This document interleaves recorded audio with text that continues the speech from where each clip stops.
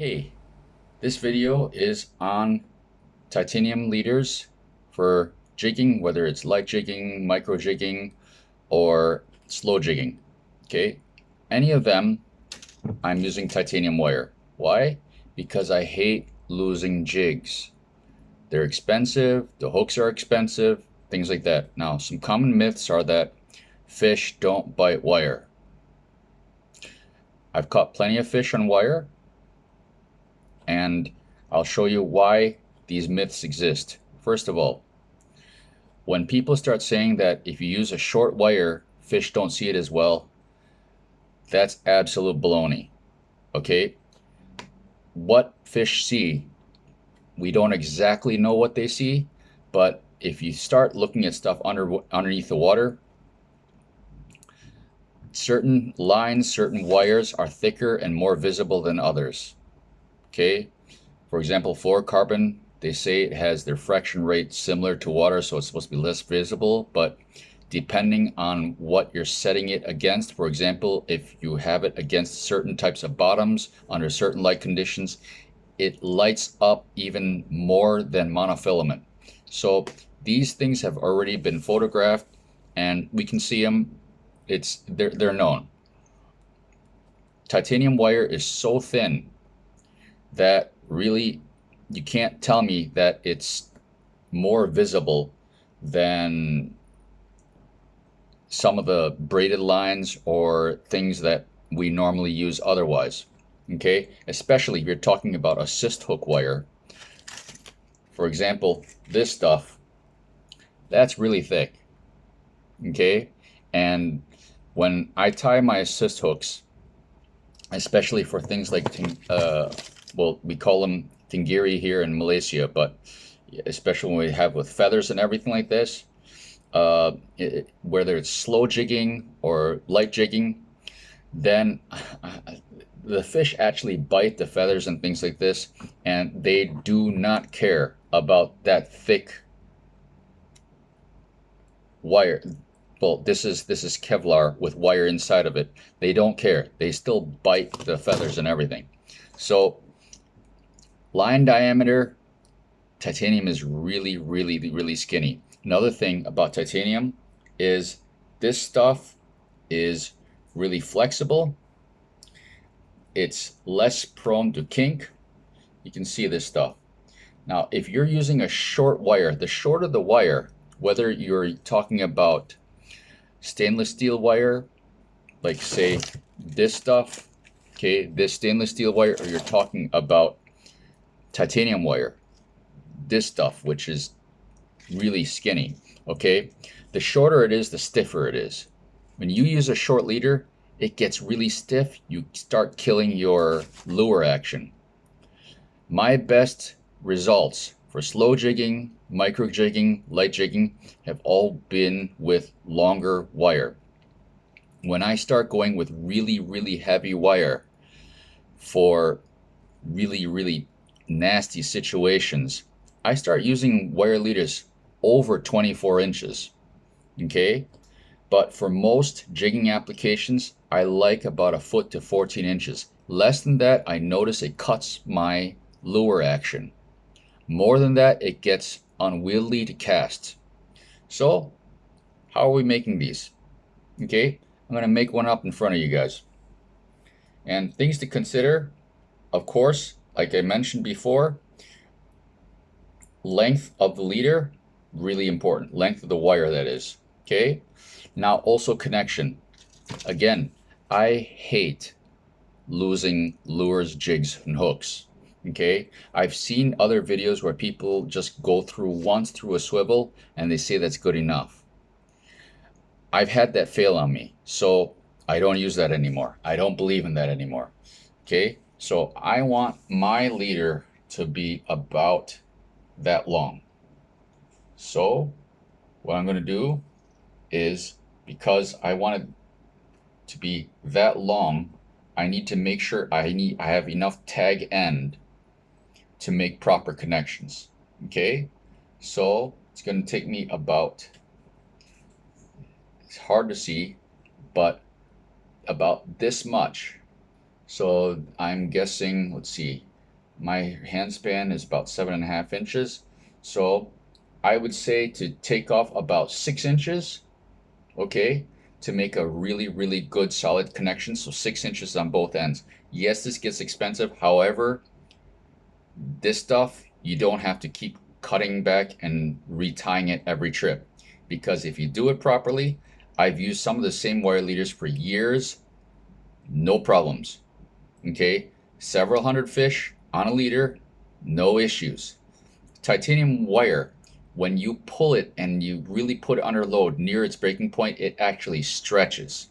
So it has a little bit of shock absorption quality to it. That being said, once you make a good wire leader with high quality swivels, you're set. As long as you don't snag it and lose it, you're good.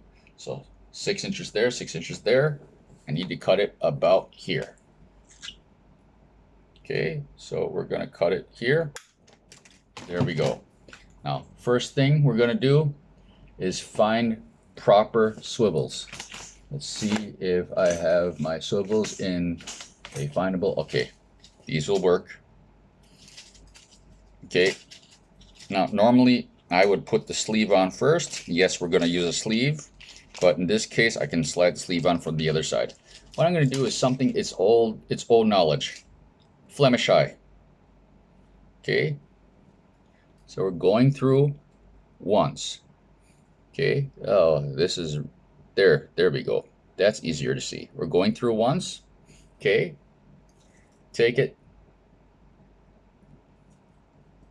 go through again. Okay, now from here we're going to tie basically an overhand knot. Okay, overhand knot, get that kind of small, and then we're going to make a double overhand knot. So there you have it. There's basically your Flemish Eye. Now this is not cinched tight yet. So all I do, I hold the long end, I take my thumb, my forefinger, and I start pressuring this thing. Okay, and when I do that, it starts to close the loop a little bit. Okay, there, that's smaller. You don't need to make this like horrendously tight, but you want to get it as small as possible because that's closest to where it'll be good under load. Okay, now I have that. You can see, okay, why I need that tag.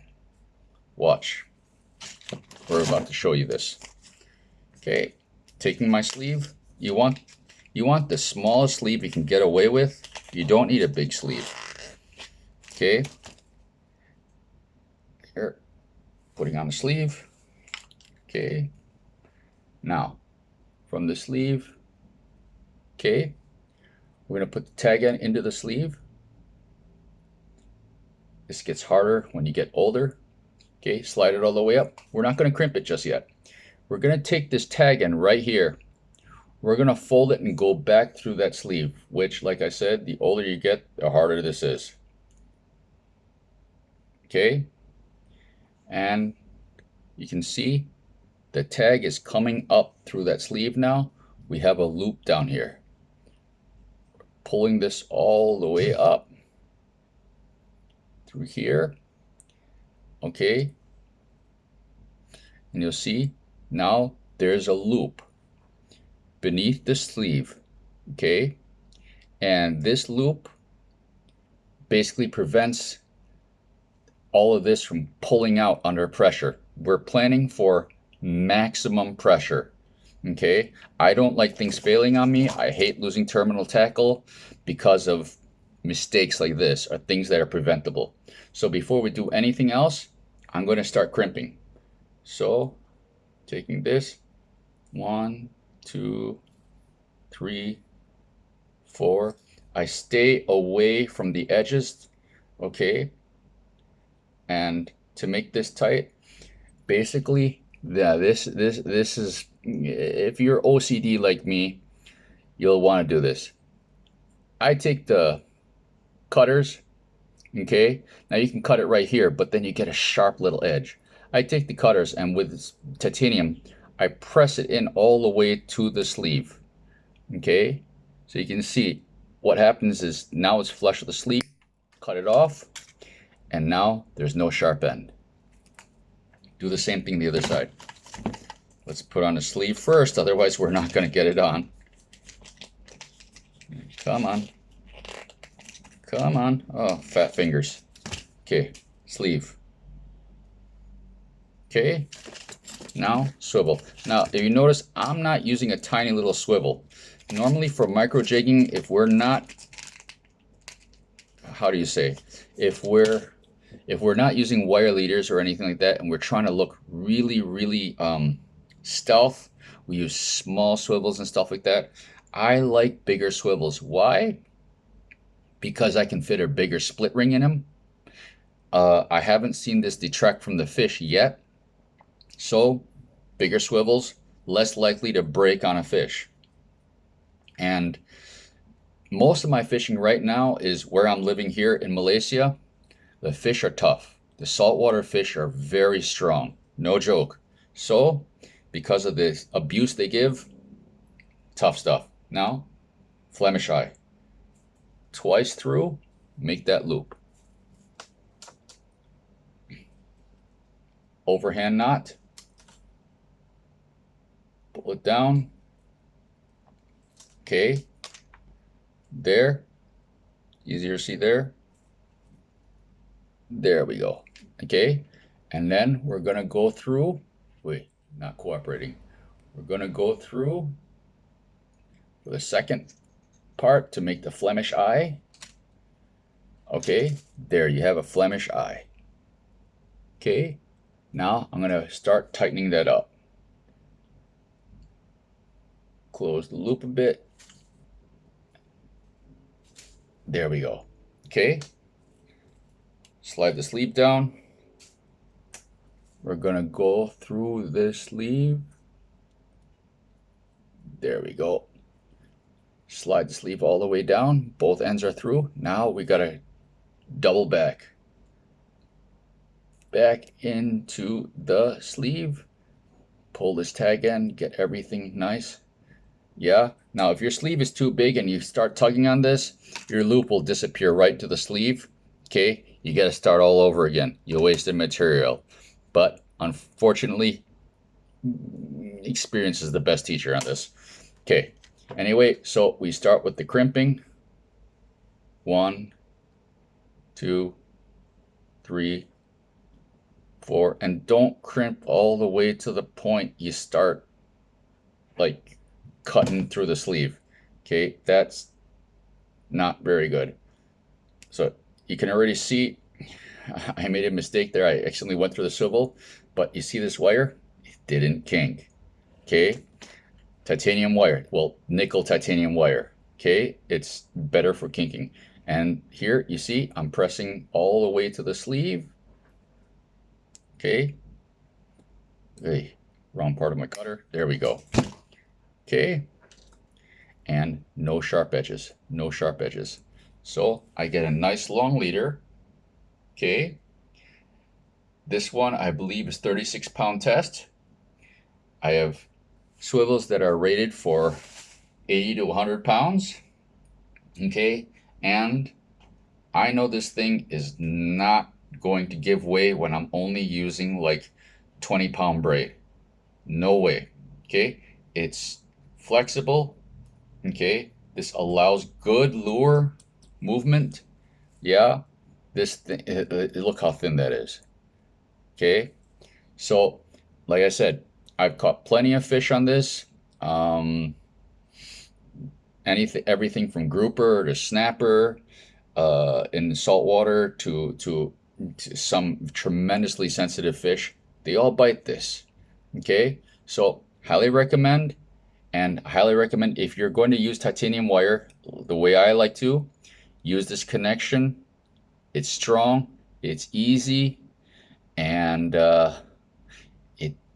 it doesn't fail. Okay, cheers.